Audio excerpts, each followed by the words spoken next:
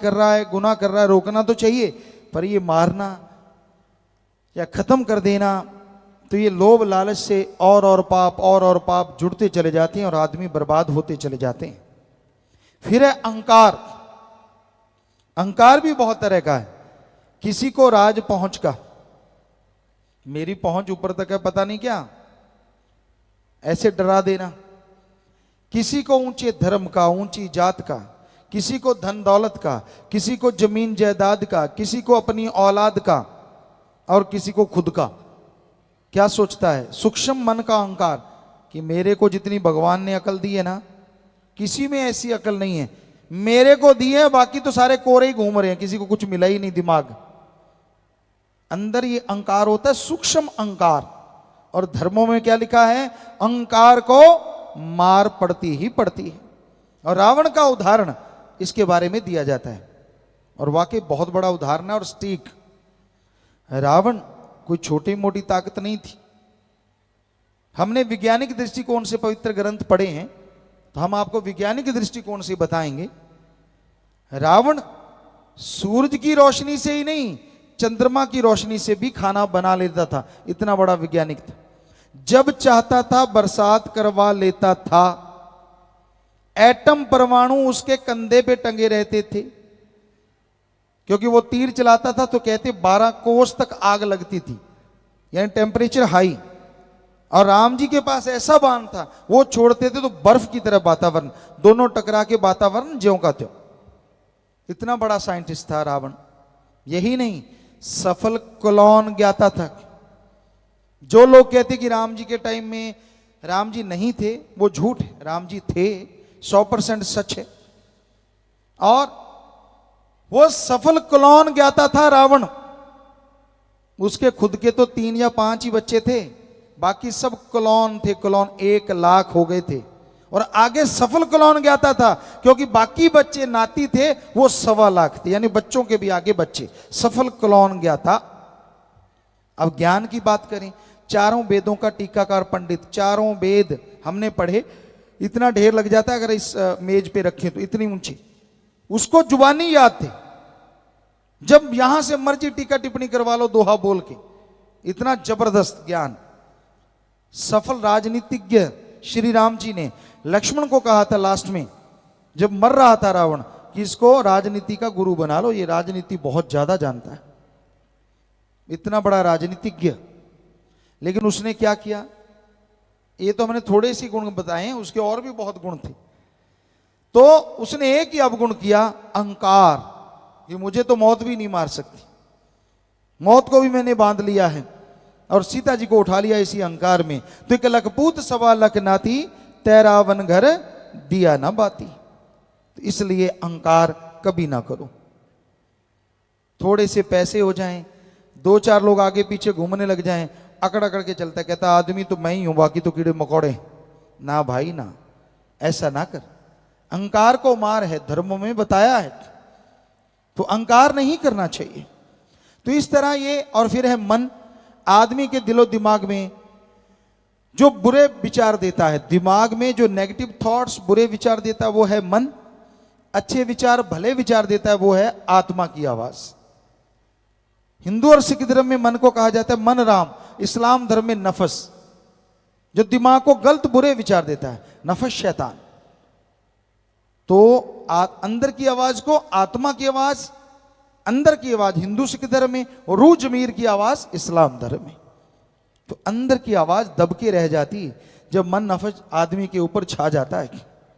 श्री राम जी को समझाते हुए वशिष्ठ जी, जो कि उनके गुरु थे, पढ़ाते हुए बचपन में कहते हैं कि माना कि कोई आदमी, कोई कहता है आके कि मैंने सारी हिमालय पर्वतमाला को उठा लिया, हालांकि ये असंभव है, पर एक पल के लिए मान लूंगा शायद किसी ने ऐसा कर लिया होगा।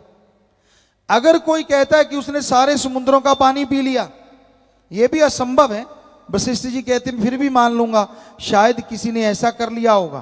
पर अगर कोई कहता है कि मन को जीत लिया, यह बात मैं कभी नहीं मानूंगा।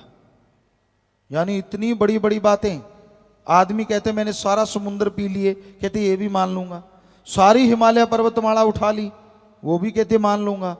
लेकिन अगर कोई कहे कि मन को जीत लिया, ये मैं नहीं मानूंगा जल्दी से। पर क्या मन को जीता नहीं जा सकता? जीता जा सकता है। आगे लिखा है, मन मूसा पिंगल भया पी पारा हरि नाम। मन रूपी चूहा पिंगला हो जाता है, लकवा हो जाता है उसको कब? जब अंदर हमारे हरि रस, अमृत, आबो हयात जो ओम हरि अल्लाह राम ने भर रखा है, अगर उसको भक्ति इबादत करके चख लो तो आपका मन नफ़ शैतान हमेशा के लिए खत्म हो जाता है, बुरा सोचना बंद हो जाता है। पर वो हरि रस, वो अमृत, वो आबो हयात हासिल करने के लिए भक्ति करना जरूरी है, एकाग्रता, कंसंट्रेट बनाना और फिर भक्ति इबादत करना। उसी से ही आप उस मालिक को देख सकते हैं। इबादत से पकड़ मन काबू में आता है।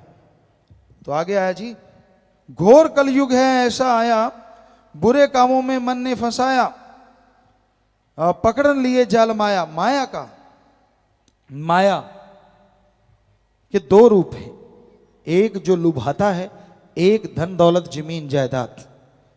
ये दो तरह के माया के रूप जिसमें सारी दुनिया फंसी हुई है। सिर्फ ओम हरि अल्लाह राम, वो सुप्रीम पावर ही एक ऐसा या उसका कोई भक्त जो इससे बचा हो, वरना माया के जाल से, चंगुल से बचना बड़ा ही मुश्किल है। तो भाई माया का जाल, आज जिसे देख लो माया के लिए तो दौड़ रहा है, सुबह निकलता है शाम तक माया माया माया माया। हर समय हम ये नहीं कहते कि माया कमाओ ना, कमाओ, पर संतुष्टि आनी चाहिए, संतोष धन होना चाहिए। संतोष धन संतुष्टि किसे कहते हैं? कि आपके पास जो है उससे सुख लो, और जो आपके पास नहीं है उसके लिए कड़ा परिश्रम, हक हलाल और हार्ड वर्क करो, टेंशन चिंता मत करो। इसी का नाम संतुष्टि है, इसी का नाम संतोष है। इसकी आज कमी है। सब कुछ पास में, उसका सुख नहीं लेना। पड़ोसी के पास में ज्यादा क्यों है? इसका दुख ज्यादा है। लोग अपने दुखों से कम दुखी हैं, पड़ोसी के सुख से ज्यादा दुखी हैं। जो खुद के पास है उसका मजा नहीं लेते, पड़ोसी का है, उस दूसरे की थाली में लड्डू बड़ा नजर आता है। यह कहावत और यह सच। खुद के पास कार भी हो और पड़ोसी का बाइक अच्छा निकल गया पास से, कहते यार ये बाइक लेके कैसे निकल गया पास से, पंक्चर हो जाना चाहिए ये तो मतलब लोग इस तरह से जलते रहते हैं, उस जलन से दुखी रहते हैं, परेशान रहते हैं, गमगीन रहते हैं। तो ये जलन जब तक खत्म नहीं होगी तब तक मालिक की खुशियां हासिल नहीं होंगी। ये हमने देखा है, हर किसी में ये भरा हुआ है, ईर्ष्या, नफरत। आपको एक शेर सुनाते हैं, लकड़ी जल कोयला भई और कोयला जल भयो राख। लकड़ी जल कोयला भई और कोयला जल भयो राख। ईर्ष्या नफरत में इंसान ऐसा जलो, कोयला भयो न राख। लकड़ी जलती है तो कोयला बन जाता है, और कोयला जलता है तो राख, हवाई राख उड़ जाती। लेकिन ईर्ष्या नफरत में इंसान ऐसा जलता है, ऐसा जलता है, ना तो वो कोयला बनता है ना राख बनता है। सारी जिंदगी गिल्ली लकड़ी के मानिंद सुलगता रहता है, दुखी होता रहता है। हमने देखा जिनके अंदर ईर्ष्या नफरत की बीमारी होती, बेवजह दुखी होते हैं, परेशान होते हैं, तड़फते रहते। हर किसी ने अपने अपने कर्मों का खाना है। किसी से ईर्ष्या नफरत करोगे तो आप उसका कुछ बिगाड़ नहीं सकते, बल्कि अपना ही बिगाड़ोगे। आप दूसरों में जो देखते हो वो आप में आता है। अगर आप दूसरों में अवगुण देखते हो तो आप में आ जाएंगे। इसलिए दूसरों के गुण देखो ताकि आपके अंदर आए। जो खुद में देखता है वो चला जाता है, तो खुद में गुण ना देखो, खुद में जो अवगुण है वो देखो, ताकि आपके अवगुण चले जाएं और आप गुणवान बन जाएं। तो भाई इंसान अगर ऐसा सोच ले, ऐसा मान ले, तो उसे किसी भी तरह की कोई कमी नहीं रहती।